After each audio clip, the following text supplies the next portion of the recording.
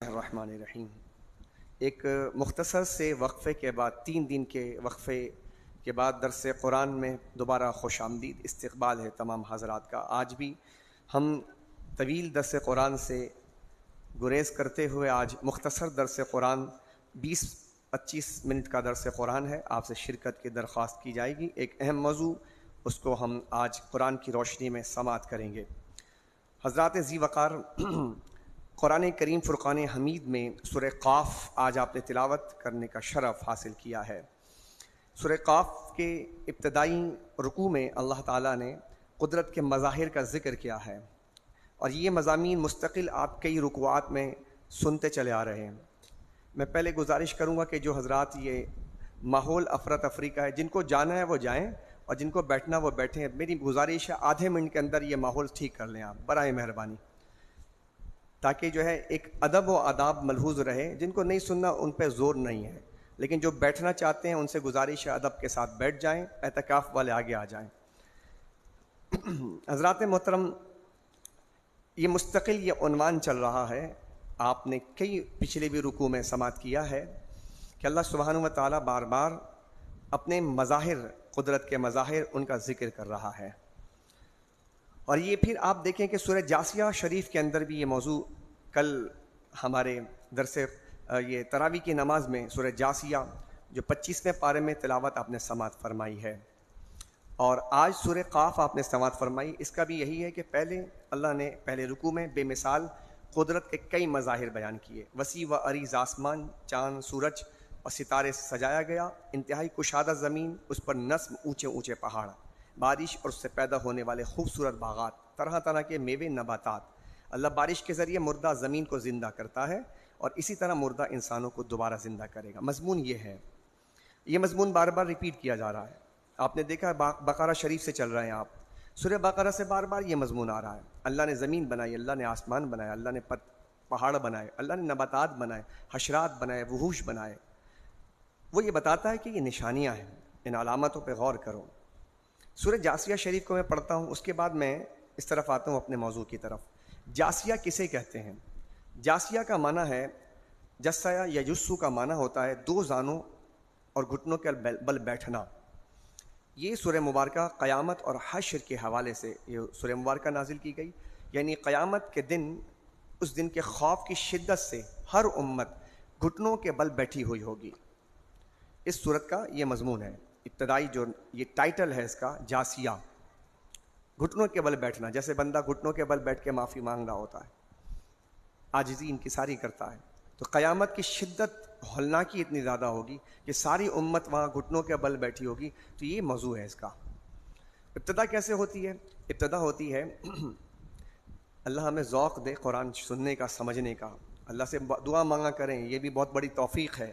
جن کو یہ توفیق ملتی ہے پھر ان کو پتہ چلتا ہے کہ انہیں لگتا ہے، پھر وہ قوم تیار ہوتی ہے۔ قرآن ہی ہے جو ہمیں کھڑا کرے گی، قرآن کے ذریعے ہم کھڑے ہوں گے۔ یہ قوم کو سمجھنا ہوگا کہ قرآن کے ذریعے کھڑی ہوگی تو پھر یہ قوم آگے بڑھے گی۔ قرآن کو چھوڑ کے آپ آگے نہیں جا سکتے۔ 77 سال سے آپ نے قرآن کو چھوڑ کر اپنے سارے کے سارے آپ نے اصول اور ضابطے اپلائی کر کے دیکھ لیا، آپ کو کوئی فائدہ نہیں ہوا۔ ہم پھر حکومتوں سے کہیں گے کہ ابھی آپ نے جن لوگوں کو بٹھایا یا بیٹھے ہوئے ہیں، ان کے پاس بھی کوئی سلوشن نہیں ہے۔ یہ کاروباری لوگ ہیں، یہ روڈ بنانے والے، پتھر اور گارے اور مٹی کا کام کرنے والے۔ انسان کی تعمیر پتھر، گارے، مٹی سے نہیں ہوتی ہے، نظریات اور فکر سے ہوتی ہے۔ ان کے پاس ویژن ہی نہیں ہے، یہ کیا ہے قوموں کی تعمیر کریں گے، یہ سب برباد کریں گے۔ یہ ان کے پاس کوئی سلوشن نہیں ہے۔ آپ سمجھتے ہیں سلوشن؟ تیار رہیے، انتظار کیجیے، آپ کو لگ پتہ جائے گا 10 سال کے بعد بھی آپ یہیں کھڑے ہوں گے، جب تک قرآن کے پاس نہ آئیں، قرآن سے رجوع نہ کریں۔ واحد حل ہے بس قرآن۔ نہیں سمجھ میں آتا دفع ہو جاؤ، اللہ تبارک و تعالیٰ برباد کر دے گا۔ اس نے پہلے قوموں کو بھی برباد کیا۔ اس نے کہا ہماری بات نہیں مانو گے، تم سے اچھے لے آئیں گے، تمہارے کوئی سرخاب کے پر نہیں لگے ہوئے، تم ہوگے بگٹی، مینگل، جاگیردار، چودھری، زمیندار، تم ہوتے رہو گے، میرے بندے بنو، میرے بندے بنو۔ نہیں بنو گے، تم سے بڑے بڑے آئے تھے، عاد، سمود قوم، بیان کیا اللہ نے۔ کس لیے بیان کیا؟ تاکہ تمہاری آنکھوں پہ جو پٹی ہے ہٹ جائے، تمہیں سمجھ نہیں آتی۔ ایک تو یہ قوم جس جو بالکل جناب فارغ ہے، دماغ اور سب سے فارغ ہے۔ اس قوم کے تو بات ہی نہ کریں، لیکن ہمارے پاس جو چیلنجز ہیں وہ چیلنجز سے بڑے ہیں چیلنجز. وہ چیلنجز یہ ہیں کہ ابھی بہت تیزی کے ساتھ لوگ دین کو چھوڑنے کی طرف جا رہے ہیں، اور ایتھیسٹ جو ہیں ایک بہت بڑا مذہب الہاد کے طور پہ آ رہا ہے. ایک اچھا ان کا جو مسئلہ ہے وہ یہ ہے کہ یہ سوالات قائم کرتے ہیں، کوسچنس، سوالات داغ دیں گے اور ایک کنفیوژن کریٹ کر دیں گے. اس کے بعد آپ سے پوچھیں گے. ان کا طریقہ واردات سمجھیے گا. نوجوانوں سے بات کر رہا ہوں خاص طور پہ، سوشل میڈیا ایکٹیوسٹ جتنے بھی یہاں بیٹھے ہوئے ہیں جو بیٹھ کے سو دیکھتے رہتے ہیں، ان کے پاس یہ آئیں گے ایسے کوسچنز آئیں گے. ان کا کام کیا ہوگا کہ سوال داغیں گے اسلام کے خلاف، قرآن کے خلاف، رسول کے خلاف، احکام شرعیہ کے خلاف. اور کوسچنز کیسے ہوں گے کہ وہ انکار کرنے والے ہیں. اگر آپ دلیل دیں گے بھی ان کا مسئلہ یہ ہوگا کہ یہ آپ کی دلیل نہیں مانیں گے، ان کا دل بند ہے. اللہ ہدایت دے کو تو دے گا، لیکن یہ مسائل اور یہ دلائل دینے کا مقصد یہ ہے کہ آپ لوگ الرٹ رہیں. اگر آپ کے سامنے اس طرح کے مسائل آئیں تو آپ کے پاس دلائل ہوں اور آپ کا ویژن بالکل براڈ ہونا چاہیے، کلیئر ہونا چاہیے، کرسٹل کی طرح کلیئر ہونا چاہیے آپ کا. یہ جو ایک بڑا ایتھیسٹ گزرا ہے ابھی حال ہی میں، مسلمان تھا، اس نے دین چھوڑ دیا، مرتد ہو گیا، ایران کا تھا، اور اس نے جناب یعنی ان کا مسئلہ ہے کہ خدا کے وجود کا انکار کرنا. تو منکرین خدا جسے آپ کہہ سکتے ہیں. اس نے ایک انگلش میں بک لکھی، اس میں 20 کوسچنز اس نے لکھے ہیں، 20 سوالات اس نے لکھے، اسلام کے اوپر اعتراضات اس نے کیے طرح طرح کے. ان میں بہت سے سوالات ہیں، ہمارے علماء جواب دیتے رہتے ہیں، لیکن میرا آج جو موضوع ہے میں اس موضوع کی طرف آپ کی توجہ دلواؤں گا. ساری چیزوں کو ڈسکس نہیں کیا جا سکتا، لیکن قرآن چونکہ ہمارا مطالعے کا بھی موضوع ہے اس لیے ہم اس پہ بات کریں گے. ان کا ایک مسئلہ کیا ہے، پہلے اپنی بات کو رکھنے سے پہلے میں ایک چیز سمجھا دوں. دیکھیے ایک قاعدہ ہے، ایک قاعدہ جو ہے یہ ہر جگہ اپلائی ہوتا ہے. ایسا نہیں ہے کہ یہ کسی جگہ اپلائی نہیں ہوتا. جو لوگ دین کو نہیں مانتے وہ بھی اس قاعدے کو اپلائی کرتے ہیں. ان کے قرب و جوار میں جو بھی قوانین چلتے ہیں وہ انہی قوانین کو جو فالو کرتے ہیں. شریعت کے اندر اس قاعدے کو کہتے ہیں، اس کی باقاعدہ ڈیفینیشن ہے، تعریف کی گئی ہے کہ الیمین علی مدعا والبینۃ علی من انکر. یہ قاعدہ ہے، اصول ہے ہمارا شریعت کا، جو کہ ہر جگہ اپلائی ہوتا ہے، اپلیکیبل ہے. مثال کے طور پہ عدالت میں جائیں، کسی بھی عدالت میں جائیں، آپ ان سے کہیں کہ قسم وہ اٹھاتا ہے، قسم مدعا پر ہے، مدعا علیہ پر، جس پر دعویٰ کیا گیا وہ قسم اٹھائے گا. ٹھیک ہے، گواہی دلیل کس کی ذمہ داری ہے، دلیل دینا کس کی ذمہ داری ہے؟ جس پر اعتراض کیا گیا مدعا پر دلیل نہیں ہے، مدعی پر دلیل ہوتی ہے پیش کرنا. یہ ہر جگہ کا اصول ہے. تو کہا والبینۃ علی من انکر، دلیل کون دے گا؟ جو انکار کرنے والا ہے. اصول یاد رکھیں گے، اس اصول سے آگے چلیں. اس اصول کی بنیاد پر جو لوگ یہ کہتے ہیں، ہر جگہ یہی ہے. مثال کے طور پہ آپ جا کر یہ کہیں، اس کو میں ایک مثال سے سمجھاتا ہوں تاکہ یہ اصول آپ کے ذہن میں بیٹھ جائے. ایک شخص آتا ہے اور آپ سے کہتا ہے کہ یہ مکان میرا ہے. جی، تو اب آپ کو بھائی جو آیا، جس نے دعویٰ کیا ہے، دعویٰ کرنے والا وہ بتائے گا نا، بیٹے میرے پاس یہ کاغذات ہیں، یہ میرا نام ہے اور یہ مکان میرا تم نے قبضہ کیا ہوا ہے. اب یہ کون سی بات ہو گئی صاحب کہ مکان جو ہے دعویٰ میں رہتا ہوں مکان کے اندر، ٹھیک ہے، سامان میرا ہے. ایک صاحب آتے ہیں کہتے ہیں یہ مکان میرا ہے، اور ہم سے آ کر کہتے ہیں کاغذات دکھاؤ. بھائی ہمیں کیوں کاغذات دکھاؤ، میں تو یہاں رہتا ہوں خود ہی. اس بات کی دلیل ہے کہ میں رہتا ہوں، یہ میرا مکان ہے. تم آئے ہو باہر سے، تم دکھاؤ گے کاغذات. تو اب مجھے بتائیں دلیل کون دے گا یہ مکان میرا ہے؟ میں دوں گا، یہ وہ آنے والا جو اعتراض کرنے والا وہ دے گا؟ اب جائیں گے، اب آپ جا کے عدالت میں جا کر یہ جو ہے آپ کا قضیہ پہنچ جاتا ہے عدالت میں. عدالت میں جا کے اب جج صاحب بلا لیں گے. اب دونوں میں سے مدعا علیہ کون ہے؟ جو مکان میں رہتا ہے، صاحب مکان. اور مدعی کون ہے؟ جس نے اعتراض کیا ہے، دعویٰ کیا ہے. اب مجھے بتائیں کہ جج صاحب کیا پوچھیں گے؟ بولیں گے آپ نے کہا ہے کہ یہ مکان میرا ہے، آپ اس مکان میں رہتے ہیں؟ جی ہاں. تو آپ کے پاس کاغذات ہے؟ تو وہ دلیل دے گا نا کاغذات ہے، چونکہ مدعی ہے نا وہ. یہ اصول ہر جگہ کار فرما ہے. اسلام بھی یہی کہتا ہے کہ دلیل جو ہے، بینہ جو ہے، انکار کرنے والا دے گا. اب ان کا طریقہ واردات کیا ہے؟ ان کا طریقہ واردات یہ ہے، کہتے ہیں خدا کا وجود نہیں ہے، کہتے ہیں خدا نہیں ہے، یہ کائنات خود بن گئی، اس کی کریشن نہیں ہوئی ہے. یہ ان کا اعتراض ہے. اب جب تم نے اعتراض کیا ہے تو اعتراض کرنے کے بعد دلیل کون دینا, کس کو دینا چاہیے؟ مدعی ہونے کے باوجود یہ ہمیں مدعی بنا لیتے ہیں. ہم سے کہتے ہیں کہ بتاؤ, تم بتاؤ کہ خدا کا وجود ہے. بھائی ہم کیوں بتائیں؟ ہم تو اس بات کی حقیقت کو مانتے ہیں کہ خدا ہے. اصل تو یہ کہ خدا ہے, اصل تو یہ کہ کائنات کی کریشن ہوئی ہے. آپ اس اصل کا انکار کر رہے ہیں تو انکار ہی آپ ہیں, لہذا مدعی آپ ہیں, ہم تھوڑی مدعی ہیں.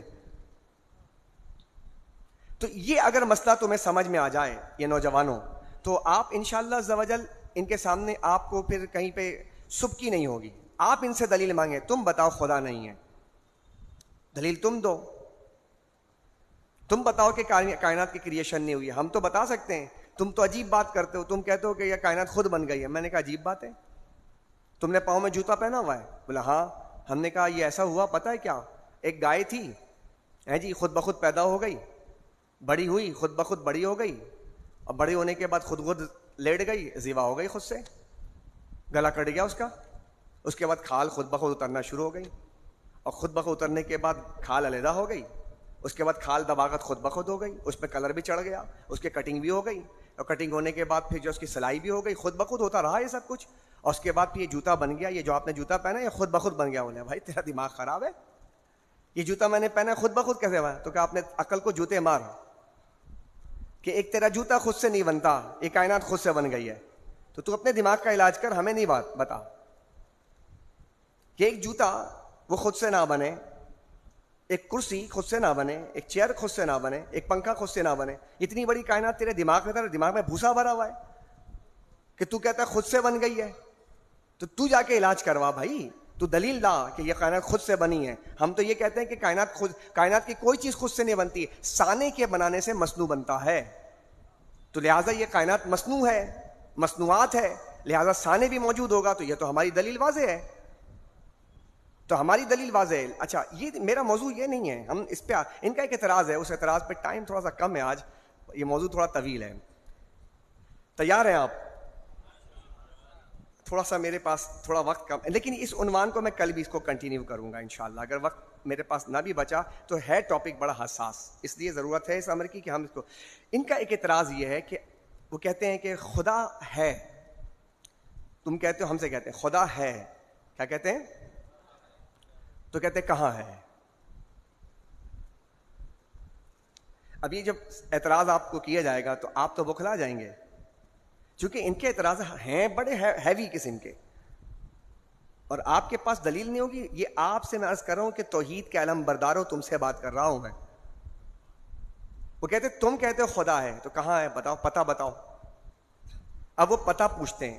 اچھا آپ پتہ نہیں بتا سکیں گے, لاجیکل آپ بتائیں گے تو آپ نہیں بتا سکیں گے, تو آپ کنفیوز ہو جائیں گے. یار بات تو صحیح کہہ رہا ہے, خدا ہے تو کہاں ہے؟ ہم کہتے ہیں اللہ ہے تو کہاں ہے؟ اب ہم پتہ ڈھونڈنے میں لگ جائیں گے. اب اس کے بعد وہ 2-3 سوال اور داغ دے گا, اس کے بعد آپ آہستہ آہستہ سرکنا شروع ہو جائیں گے دین سے, یقین آپ کی شک میں بدلنا شروع ہو جائے گی. تو بھائی سب سے پہلی چیز تو یہ, ہم یہ کہتے ہیں آپ سے, چلو کھولتے ہیں, آپ اس چیز کو کھولیں, چلیے آئیے کھولتے ہیں. بھائی پتہ اس کا ہوتا ہے جو ایک جگہ موجود ہوتا ہے, جو ہر جگہ موجود ہوتا ہے اس کا پتہ نہیں ہوتا ہے. پتہ, میں ایک جگہ رہتا ہوں میرا پتہ ہوگا, آپ ایک جگہ رہتے ہیں آپ کا ایک پتہ ہوگا, لیکن بعض چیزیں ایسی ہیں جو بہت ساری چیزیں ہیں جس کا پتہ نہیں ہوتا. کیسے؟ میں نے کہا آپ کے ارد گرد ہوا ہے, ہوا ہے, آکسیجن ہے, کائنات میں ہر جگہ آکسیجن ہے. بتائیے اس کا پتہ کہاں رہتی ہوا؟ آپ سے میں پوچھ رہا ہوں, آپ نے ہم سے سوال کیا, ہم آپ سے پوچھتے ہیں آکسیجن آپ کے ارد گرد ہے, ہوا ہے, کہاں ہے, کہاں رہتا ہے ہوا؟ کہیں نہ کہیں تو ہوگا. آپ پتہ بتائیے, آپ اپنا پتہ بتائیے, ہم بھی بتائیں گے پتہ آپ کو. کائنات میں بعض چیزیں ایسی ہیں کہ جن چیزوں کا پتہ نہیں ہوتا ہے, پتہ نہیں ہوتا ہے. اچھا اسی طرح اللہ اکبر, ہاں ہمیں کیسے پتہ چلے گا؟ ہوا کا کیسے پتہ چلے گا؟ ہمارا زندہ رہنا اس بات کی دلیل ہے کہ ہوا ہے. پتہ تو نہیں ہے, لیکن اب دلیل مانگو گے کہ بھائی ہوا ہے, حالانکہ وہ نظر نہیں آ رہا, یا کہ آگے کیا موضوع آئے گا آگے. اب اس کی دلیل یہ ہے کہ ہم چونکہ زندہ ہیں، آکسیجن ہم لے رہے ہیں، یہ اس بات کی دلیل ہے، نشانی ہے، یہ علامت ہے. اسی علامت کے ذریعے اس ہوا کا پتہ چل رہا ہے جو نظر نہیں آتا اور جس کا پتہ نہیں ہے. روشنی، آپ کے ارد گرد روشنی ہے، یہ روشنی مصنوعی ہے. اس وقت دنیا میں کئی ایک ممالک ایسے ہوں گے جہاں پر سورج نکلا ہوا ہے. صبح ہوگی ہمارے یہاں سورج نکلے گا. سورج کی روشنی ہر جگہ موجود ہے، یعنی آپ پوری کائنات میں چلے جائیں تو سورج کی روشنی پڑ رہی ہے. اس وقت یو کے چلے جائیں دن ہے، صبح ہے. امریکہ میں اور رات چلے ہیں، یہاں رات ہو رہی ہے، امریکہ میں صبح ہے. تو وہاں صبح ہے، یہاں پہ رات ہے. اب ہمارے یہاں صبح ہوگی، وہاں رات ہوگی، تو روشنی ہر جگہ ہے. میں آپ سے پوچھنا چاہتا ہوں روشنی کا پتہ بتائیں، روشنی کہاں رہتی ہے؟ روشنی کا پتہ بتائیے آپ. اب بتا سکتے ہیں روشنی کا پتہ؟ روشنی کا پتہ آپ نہیں بتا سکتے. اچھا آپ سے پوچھنا چاہتا ہوں، چلیں اتنے کائنات میں گھمانے کی ضرورت نہیں ہے، آپ اپنے اندر آ جائیے. جسم آپ کے پاس ہے، روح ہے آپ کے اندر، پورے جسم میں روح ہے. روح کا پتہ بتائیے کہاں ہے روح؟ آپ ہم سے پتہ پوچھ رہے تھے خدا کا، ہم آپ سے پتہ پوچھتے ہیں، بتائیں ان چیزوں کا ذرا پتہ ہمیں بھی بتا دیجئے. کیونکہ آپ کی لاجک یہ ہے کہ ہر چیز کا پتہ ہوتا. میں نے کہا ہر چیز کا پتہ نہیں ہوتا، ہر چیز کا پتہ ہوتا تو اس کا پتہ آپ نے بتانا ہے. چونکہ آپ کی سائنس ہے، آپ کہتے ہیں ہر چیز وجود میں آتی ہے، تو آپ بتائیں روح کہاں ہے. چلیے آپ روح کا بھی انکار کر دیتے ہیں، ٹھیک ہے، بعض لوگ روح کا انکار کر دیتے ہیں یا اس کے بارے میں بہت ساری گفتگو کرتے ہیں. چلیے ہم اس سے اور آگے بڑھتے ہیں. پورے جسم میں خون دوڑ رہا ہے، آپ بتائیں خون کا پتہ بتا دیجئے. خون کہاں ہے؟ آپ کے پورے جسم میں ہر جگہ خون ہے. یہاں خون کا پتہ ہے، دل کا خون کا پتہ، یہ تو پمپ کرتا ہے. خون کا پتہ بتائیے کہاں خون ہے، خون کہاں رہتا ہے، بتائیے. آپ نہیں بتا سکتے. آپ کے جسم میں اربوں سیلز موجود ہیں. آپ کے صرف دماغ کے اندر 3 ارب خلیات ہیں، کروموزوم جسے کہتے ہیں آپ. 3 ارب خلیات ہیں. ان خلیوں سے میں آپ سے پوچھنا چاہتا ہوں، آپ بتائیے کہ آپ کے جسم میں اربوں خلیات ہیں، کہاں ہے اس کا پتہ؟ کہاں رہتے ہیں خلیات؟ نہیں بتا سکتے آپ. تو بھائی ہر چیز جس کا پتہ آپ ڈھونڈنے نکلے ہیں، ہر چیز کا پتہ نہیں ہوتا. پتہ اس کا ہوتا ہے کہ جو ایک مخصوص جگہ موجود ہو اس کا پتہ ہوتا ہے، جس کی جگہ موجود نہ ہو اس کا پتہ نہیں ہوتا ہے. اب میں آپ کو آیت کریمہ ان پورے کے پورے اس کیٹیگوریکل جو ترتیب بتائی اس کے حوالے سے میں آیت کریمہ پڑھ کے سناتا ہوں. سورہ بقرہ آیت نمبر 115. وَلِلَّهِ الْمَشْرِقُ وَالْمَغْرِبُ فَأَيْنَمَا تُوَلُّوا فَثَمَّ وَجْهُ اللَّهِ إِنَّ اللَّهَ وَاسِعٌ عَلِيمٌ. اللہ کہتا ہے مشرق اور مغرب، تمام ڈائریکشنز، تمام سمت اللہ نے تخلیق فرمائے. ڈائمینشنز آ گئے آپ کے. اس کے بعد فَأَيْنَمَا تُوَلُّوا فَثَمَّ وَجْهُ اللَّهِ، تم جہاں بھی دیکھو گے اللہ تبارک و تعالیٰ ہی کے جلوے ہیں. اب اللہ نے یہ جو باتیں کی، جو ہم نے دلیل پیش کی ہے، ہر جگہ یعنی محیط ہے وہ. اچھا پھر اللہ سبحانہ و تعالیٰ فرمائے ان اللہ واسع علیم.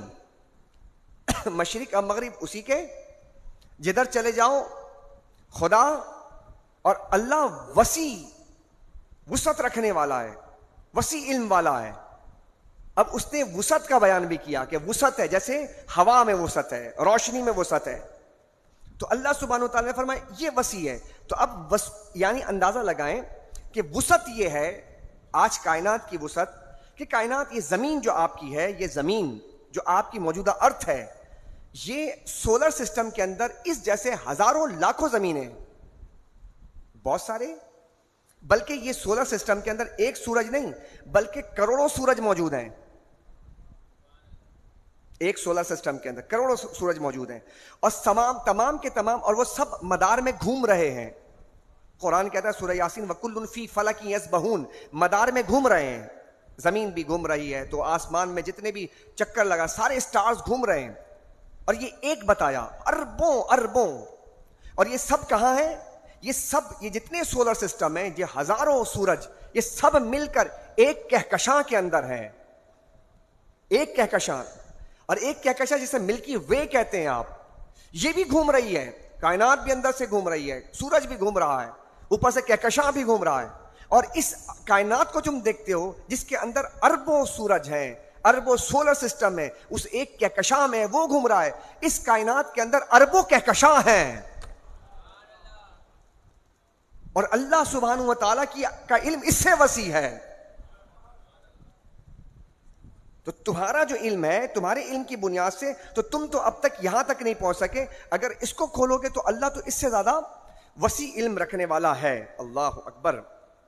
ذات ذی وقار. اللہ کا پتہ کیسے معلوم چلے گا؟ اب یہ سوال تو ہے ان کا. ہم نے کہا کہ ہر چیز کا پتہ نہیں ہوتا.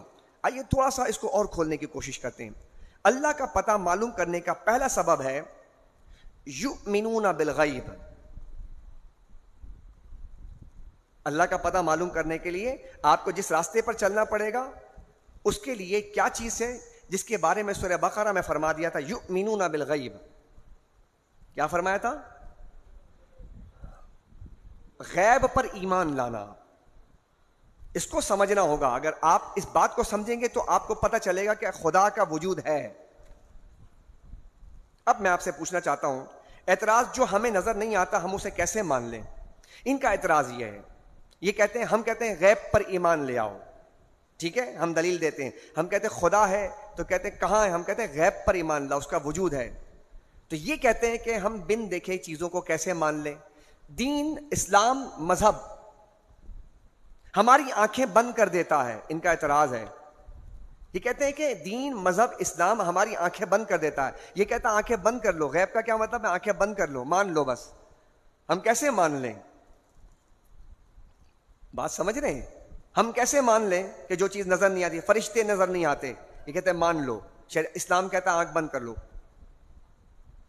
آخرت نظر نہیں آتی، کہتے کہاں ہے دکھاؤ، ہم کہتے ہیں مان لو.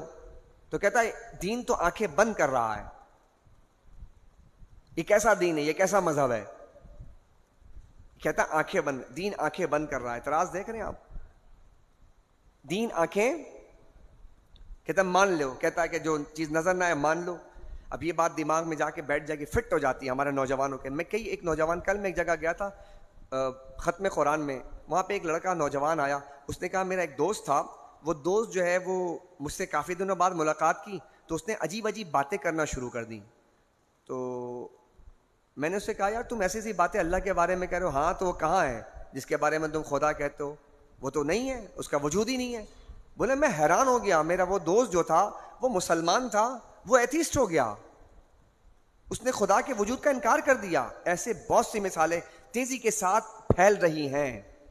اس لیے میں بڑے درد دل کے ساتھ یہ بات عرض کر رہا ہوں کہ میرے بچوں، نوجوانوں، سمجھنے کی کوشش کرو. اور وہ لوگ جن کے ذہنوں میں کنفیوژنز ہیں ان کو بھی سمجھانے کی کوشش کرو کہ تھوڑا سا اس پہ آپ توجہ دیجئے کہ آپ جن کے پیچھے چل رہے ہیں دلائل ان کے پاس نہیں ہیں. 1400 سال سے جو نبی دین لے کر آئے وہ دلیل برحق ہے، اس پر یقین کرنا ہمارے لیے ازحد ضروری ہے. اس کے بغیر آپ بہت ہی فتنے کی طرف مبتلا ہو جائیں گے، گمراہ ہو جائیں گے، بے دین ہو جائیں گے، جہنم کا ایندھن بن جائیں گے آپ. تو میں نے آپ سے یہ عرض کیا یؤمنون بالغیب. اب اعتراض یہ ہے کہ بھائی جو چیز دکھائی نہ دے ہم ان کو کیسے مان لیں؟ آپ غیب کسے کہتے ہیں؟ چلیے پہلے اس بات پہ ہم بات کر لیتے ہیں. بہت بات کی جاتی ہے، غیب کسے کہتے ہیں؟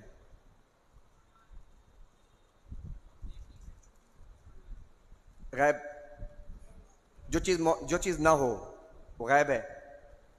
اصل میں جو کنفیوژن ہے نا وہ یہ ہے کہ غیب کا معنی یہ کیا جاتا ہے، غیب عربی زبان کا لفظ ہے. کیا ہے؟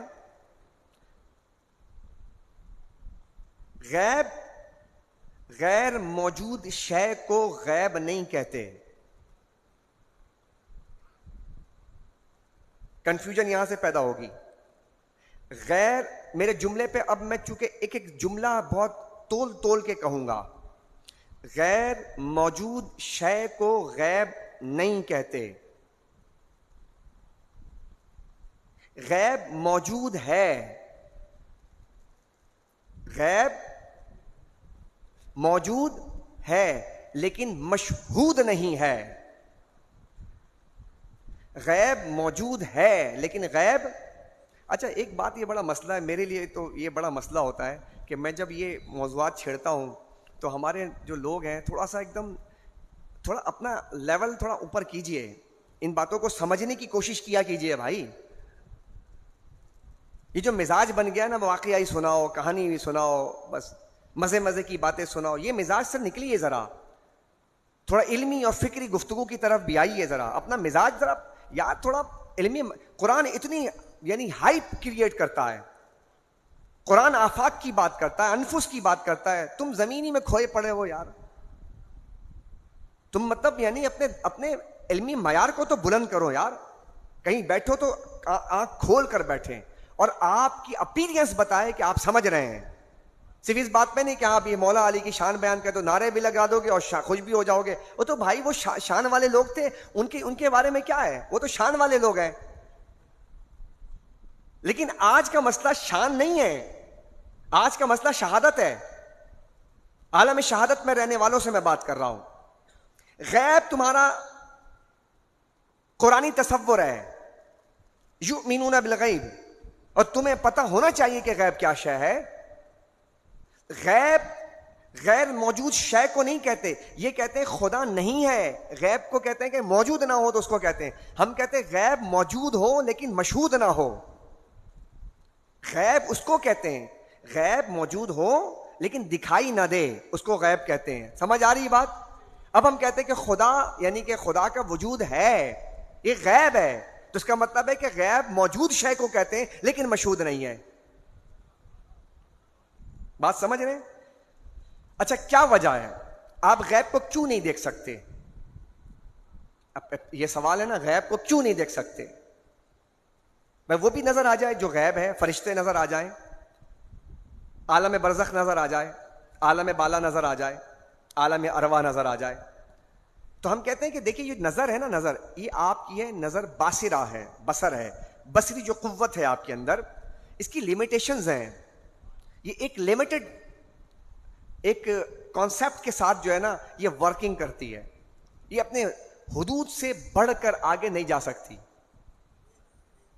اب اس رینج میں رہ کر کے آپ کی نظر دیکھے گی, اور جس چیز کو ہم کہتے ہیں کہ یہ غیب ہے تو آپ کی نظر وہاں تک پہنچے گی نہیں, تو آپ اس کا انکار کر دیتے ہیں. تو آپ کی نظر جو ہے, نہیں سمجھ رہے. میں 2-3 مثالیں رکھ دیتا ہوں آپ کے سامنے. ہزاروں چیزیں ہیں کائنات میں, اس پہ بات کی جا سکتی ہے. 2-3 مثال دوں گا تو آپ کو سمجھ آ جائے گی. ہزاروں چیزیں کائنات میں ایسی ہیں جو موجود ہے لیکن مشہود نہیں ہے. کائنات میں ہزاروں چیزیں ایسی ہیں جو موجود ہے. بولیے. لیٹ سپوز سائیکل چلایا بچپن میں, موٹر سائیکل چلانے آتی ہے, اسٹارٹ کرتے 2 پہیے کی گاڑی ہے, چلاتے ہیں, گر جاتے ہیں, بیلنس نہیں ہوتا, ٹھیک ہے. پھر تھوڑا آگے جاتے ہیں, بندہ پکڑا رہتا ہے پیچھے, ڈاواں ڈول ہو رہے ہوتے ہیں, کبھی ادھر کبھی ادھر, پاؤں رکھتے ہیں, ایسے کرتے ہیں, چلتے چلتے چلانا سیکھتے ہیں. سوال ہے مجھے بتائیے کہ پہلے جب آپ چلا رہے تھے تو آپ کا بیلنس نہیں تھا, اب آپ کا بیلنس ہے, تو آپ سے پوچھوں گا میں کہ آپ کو اس بیلنس پہ کس نے قائم کیا؟ چونکہ اگر بیلنس اس کی حقیقت ہوتی تو آپ پہلے ان بیلنس نہ ہوتے, ڈس بیلنس نہ ہوتے. اگر اس کی حقیقت بیلنس ہوتی تو میں ایسے لوں, میں اس بچے کو بولوں گا لو بیٹا سائیکل لو, چلائے گا. چونکہ بیلنس قائم کرنا ہے تو بیلنس قائم کوئی کروائے گا. تو بیلنس کیسے قائم ہوا؟ تو اس کا مطلب وہ بیلنس قائم کرنے والی کوئی قوت ہے, تو موجود ہے. اب میں آپ سے پوچھوں گا کہاں ہے؟ اچھا یہ موضوع بڑا زبردست دلچسپ موضوع ہے, یہ ہے نا, اور ٹائم نہیں ہے. اب میں 2 منٹ آپ کے اور لوں گا اور اس کے بعد کل جی آپ دیکھیں وہاں پہ اس سے آگے کی بات کر دیتا ہوں میں, سن لیجئے, آپ کو انشاءاللہ اس سے بھی مزہ آئے گا. اچھا آپ دیکھیے گا, موبائل فون ہے, بغیر تار کے آپ گفتگو کر رہے ہیں, تو اب ہم آپ سے پوچھتے ہیں کہ بھائی پہلے تاروں کے ذریعے کنیکشن جڑتا تھا, اب بغیر تار کے کنیکشن جڑ رہا ہے, تو اب آپ سے میں پوچھنا چاہوں گا وہ جو چیز ہے اس میں جو ویوز ہیں موجود ہیں یا نہیں ہیں؟ تو یہ بھی ایتھیسٹ بھی مانیں گے اس بات کو, لا کے پھنسا سکتے ہیں یہاں سے. بولے کہ تم تو کہتے ہو جس چیز کو نہ مانے تو پھر آپ انکار کر دو ان تمام چیزوں کا, پہلے انکار کرو پھر ہمارے خدا کی طرف آنا تم. تو کہ نہیں یہ کیسی بات کر دی بھائی, یہ تو ہے. تو ہم کہاں ہے؟ موجود ہے لیکن جملہ سنیے گا, مشہود نہیں ہے, ویزیبل نہیں ہے, دیکھ نہیں سک رہے آپ, مرئی نہیں ہے, لیکن موجود ہے. اور مانتے ہیں آپ نیوٹرون یعنی کہ آپ یوں سمجھ لیں کہ نائٹروجن گیس، ہائیڈروجن گیس، یہ سب آپ کے اس میں کتنے گیسز موجود ہیں اس فضا کے اندر. انہی گیسز سے آپ نکالتے ہیں، کشید کرتے ہیں. پھر اب آپ سوال پوچھئے کہ یہ گیسز پہ سارا کا سارا کیمسٹری بلیو کرتا ہے. سارا کیمسٹری کا جو علم ہے، جس پہ ایتھسٹ کہتے ہیں کہ بھائی علم ہے، ہم کہتے ہیں کیمسٹری کا علم ہے، تو یہ بتاؤ یہ جو فارمولا تم نے بنایا، یہ فارمولا کہاں سے بنا ہوا؟ گیس ہے. تو کہا گیس کہاں ہے؟ ایک ڈبے میں آپ ایک جو ہے ایک شیشے کے مرتبان میں گیس ڈال دیں، اس پہ کہیں بھائی دکھا تو کہاں ہے؟ تو ہم کہیں گے بھائی نائٹروجن ہے. بولا ہاں ہے، موجود ہے. تو ہم نے کہا مشہود ہے. تو کائنات میں لاکھوں مثالیں ایسی ہیں. زمین میں بیج ڈالتے ہیں آپ، بیج ڈالنے کے بعد کون ہے جس نے زمین کو پھاڑ دیا؟ آپ جواب دیں، ہم نہیں دیں گے جواب. آپ سے ہم پوچھیں گے کون ہے، آپ تو کہتے ہیں نہیں ہے. اچھا اگر وہ ہے تو آپ دکھائیں کہاں ہے، کس نے پھاڑا اس کو، کیسے نکالا، اس کی پرورش ہو رہی ہے. اچھا چلیے تھوڑا اور آگے بڑھیے.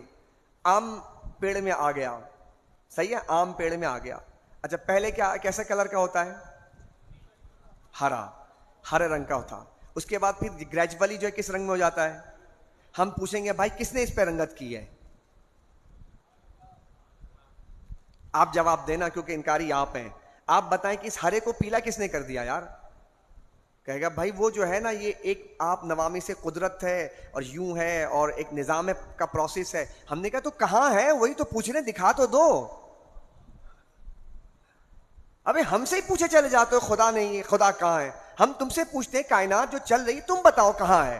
تمہارے پاس جواب، تم جواب دو، ہم بتائیں گے. تو کائنات میں جتنی غیب کی چیزیں ہیں جو نظر نہیں آتی ہیں ہے جی، تو وہ غیب موجود تو ہے، مشہود نہیں ہے. یہی ہمارا عقیدہ ہے کہ اللہ سبحانہ و تعالیٰ موجود تو ہے، مشہود نہیں ہے. اس نے کہا کہ ہاں اس کا دیدار کروائے گا قیامت کے دن.